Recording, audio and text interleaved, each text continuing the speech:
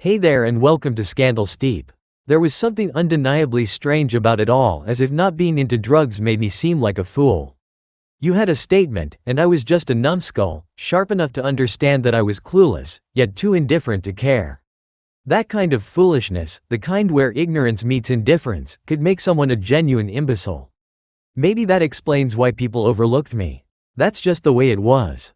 When you think of Etta James, you probably think of At Last, that soaring, deeply emotional voice that has played at countless weddings, anniversaries, and moments of pure joy.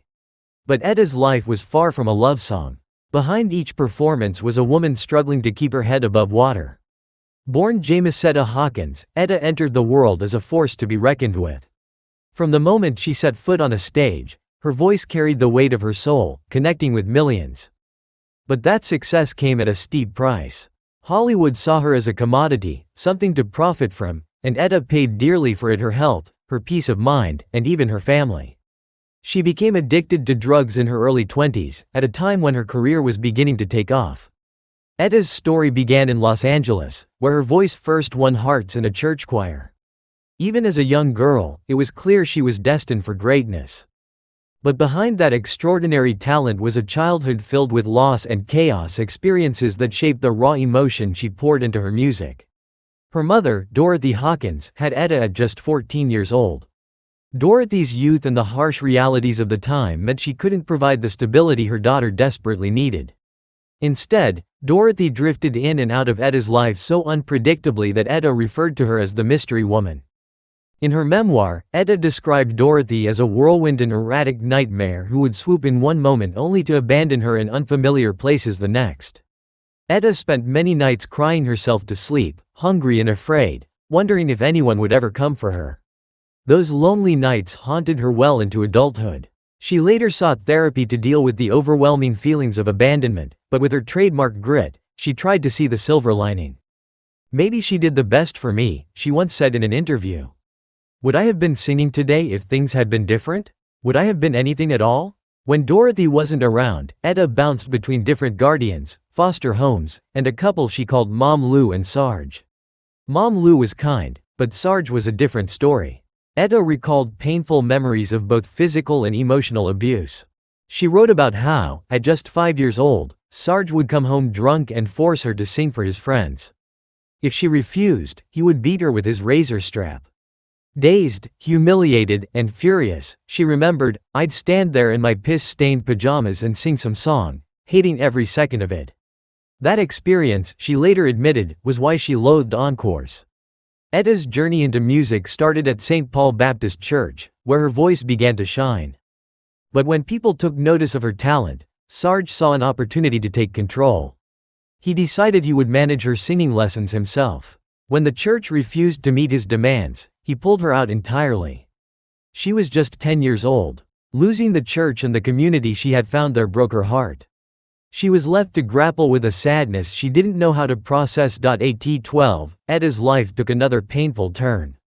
Mom Lou, her one source of stability, passed away after a long battle with declining health. It was a devastating loss, but it didn't end there. After the funeral, Dorothy Hawkins swept back in and took Etta to San Francisco, giving her no time to grieve, no chance to say goodbye, and not even the opportunity to pack her belongings. San Francisco wasn't the fresh start Etta might have hoped for. Her mother was unreliable, often leaving her alone for long stretches without even basic necessities like food. With no guidance or structure, Etta found a sense of belonging on the streets. She joined a gang called the Lucky 20s, and they made a habit of stealing costume jewelry to sell, using the money to buy the blues records that spoke to her soul. School was no sanctuary for Etta either. She bounced from one to the next, constantly getting expelled. Her light complexion made her a target for bullying from kids of all backgrounds, but she fought back sometimes too hard. Her anger boiled over in ways that made her lash out, even breaking a classmate's arm in a fight. Eventually, she was placed in a continuation school for troubled youth. Reflecting on those years, Etta described herself as a real street kid with horns, a tail, and plenty of scars to prove it. But even amid the chaos, her talent refused to be silenced. At just 14, she channeled her energy into forming a vocal group with two friends. They called themselves the Creolettes, a glimpse of the greatness Etta was destined for, even if the road ahead was already so rough.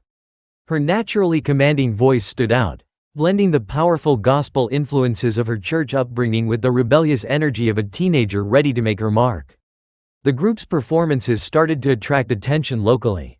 But it wasn't until legendary bandleader and producer Johnny Otis discovered them that Etta's journey to stardom truly began. Recognizing her immense potential, Otis became a mentor to the young singer. He gave her a new stage name, flipping Jamesetta into Etta James, a name that would soon become synonymous with timeless soul music.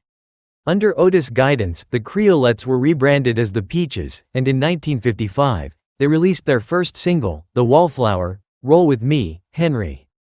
A playful and bold response to Hank Ballard's hit Work With Me, Annie, the song became a massive success, topping the R&B charts and establishing Etta as a rising star. But with fame came harsh realities.